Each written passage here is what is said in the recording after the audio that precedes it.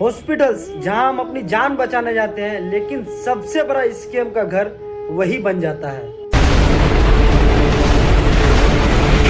सोचो, एक simple fever जिसमें पेशेंट्स को एडमिट कर लिया जाता है, किसके लिए? सिर्फ बस एक्स्ट्रा बिल बनाने के लिए, एक्स्ट्रा चार्जेस करने के लिए, और अलग अलग तरह की मतलब अननेसेसरी जो है टेस्ट भी करवाते हैं जो जरूरत नहीं होता है, जैसे CT scan, MRI, blood test और भी बहुत सारे टेस्ट हैं जो पेशेंट्स के लिए जरूरत नहीं होता है, जरूरी नहीं होता है। उस चीज के लिए भी जो है पेशेंट से जो है उस तरह की टेस्ट करवाते हैं, बस सिर्फ एक्स्ट्रा चार्जेस के लिए। तो वहीं दूसरा स्कैम ब्रांडेड मेडिसिन, जो डॉक्टर हमेशा जो अक्सर ब्रांडेड मेडिसिन लिखा करते हैं, लेकिन वही जेनेरिक जो है उसका 10 गुना सस्ती पड़ती है।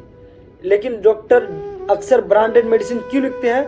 क्योंकि इसमें जो है कमीशन बहुत ज्यादा मिलता है, इसलिए जो डॉक्टर ब्रांडेड मेडिसिन ज्यादा लिखते हैं। और हॉस्पिटल का सबसे बड़ा स्कैम यानी one of the biggest scam क्या होता है कि आईसीयू के नाम पे अननेसेसरी एडमिशंस। बताया जाता है कि पेशेंट का कंडीशन जो है बहुत खराब है, पेशेंट को आईसीयू में रखना ही पड़ेगा, इट इज नेसेसरी, ऐसा कुछ बोल के। लेकिन हालांकि कुछ ऐसा कंडीशन होता है जो पेशेंट जो है नॉर्मली होता है, लेकिन फिर भी उन्हें जो है आईसीयू में 2-3 दिन, 4 दिन, 5 दिन इस तरह से रखा जाता है, बस एक्स्ट्रा चार्जेस के लेने के लिए।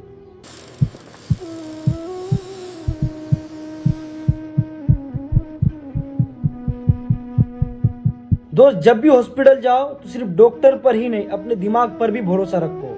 क्वेश्चंस पूछो, कंडीशंस पूछो, उसके बाद अपने हक जमाओ वहां पे जाके।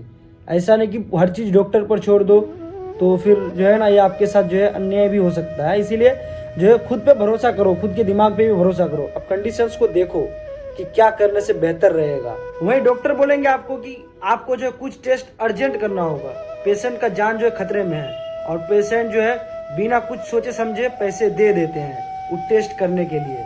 पर सच क्या है पता है? 80% टेस्ट अननेसेसरी होता है, बस वो जो हॉस्पिटल का बिल बढ़ाने के लिए अननेसेसरी टेस्ट कर लेते हैं वो लोग। हॉस्पिटल्स के लिए बिजनेस और पेशेंट्स के लाइफ का बोझ, यही हेल्थ स्कैम का असली चेहरा है। डॉक्टर्स की प्रिस्क्रिप्शन में वही दवाई होती है जो दवाई फार्मेसी से उन्हें जो है कमीशन मिलता है। सस्ती दवाई तो अवेलेबल होती है, पर लिखी जाती है महंगी ब्रांड वाली दवाई। वहीं पेशेंट सोच रहा है कि डॉक्टर ने मुझे बहुत अच्छा दवाई दे रहा है, लेकिन वहाँ चलता है प्रॉफिट का खेल, आईसीयू बेड और वेंटिलेशन का स्कैम। हॉस्पिटल्स बोलता है कि पेशेंट्स को आईसीयू और वेंटिलेशन चाहिए अर्जेंटली, तो वहीं फैमिली घबराहट में आकर अपने घर तक भेज देते हैं। और जब सच पता चलता है कि पेशेंट्स को इतनी क्रिटिकल केयर की जरूरत नहीं थी, जिंदगी से ज्यादा इन हॉस्पिटल्स को पैसों की जरूरत होती है। डेड बॉडी स्कैम, पेशेंट्स मर चुका होता है पर हॉस्पिटल फैमिली को नहीं बताता है, एक्स्ट्रा बिल जनरेट करते हैं, ऑक्सीजन, इंजेक्शन, आईसीयू चार्जेस, इस तरह के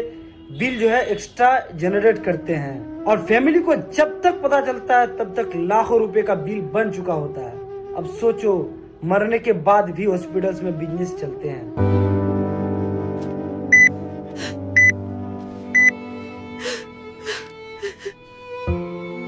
ऑपरेशंस का स्कैम, सिंपल प्रॉब्लम होती है कभी तो जो है कुछ मेडिसिन से ठीक हो सकती है, लेकिन हॉस्पिटल्स को तो बनाना है एक्स्ट्रा बिल, तो उसके लिए वो क्या करते हैं?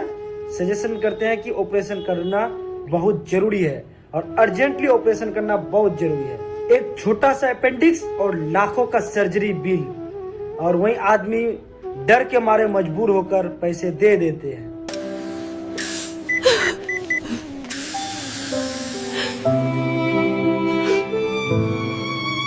हेल्थ का बिजनेस इंसानियत की सबसे बड़ी मार। हर हॉस्पिटल्स में इस तरह के स्कैम तो नहीं होते, लेकिन कुछ ही हॉस्पिटल है जिसमें आज भी इस तरह के स्कैम बहुत ज्यादा होते हैं। तो इसे जो है इस तरह के हॉस्पिटल्स को हम क्या कहेंगे? हेल्थ केयर इंडस्ट्री बोलेंगे या फिर वेल्थ केयर इंडस्ट्री बोलेंगे? आपको क्या लगता है? अगर आपको सच में लगता है कि हॉस्पिटल्स में कुछ हॉस्पिटल्स में बहुत ज्यादा स्कैम होता है, तो आप मेरा वीडियो को शेयर करो ताकि हॉस्पिटल का स्कैम जो है कुछ हद तक कम हो जाए।